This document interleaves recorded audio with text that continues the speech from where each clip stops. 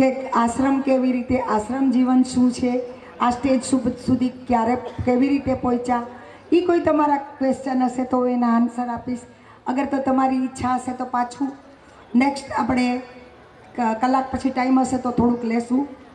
પણ એક સ્ત્રીને હું જાગૃત કરવા પહેલાં 2-4 શબ્દ આપું, પછી તમારી સંસ્થા વિશે કહીશ.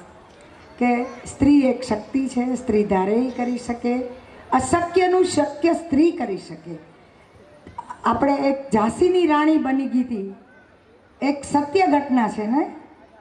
તો એક જો ઝાંસીની રાણી કેવી રીતે આગળ આવી હતી, એની પાસે શું શક્તિ હતી?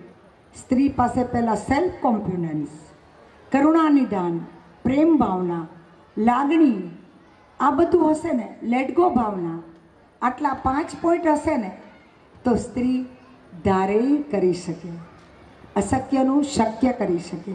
સેકન્ડ, હજી એક પોઈન્ટ હોવો જરૂરી, પોઝિટિવિટી. પોઝિટિવિટી આપણી અંદરથી જ આવશે. અંદર એક કુદરત રહેલો જ છે. આત્મો પરમાત્મો કહીએ છીએ આપણે. બધાને નમન શું કામ કરીએ છીએ? કે અંદર આપણો પ્રભુ રહેલો જ છે.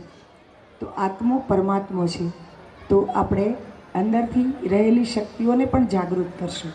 તમે સંસારી છો, હું બ્રહ્મચારી છું, પણ સંસારની અંદર રહીને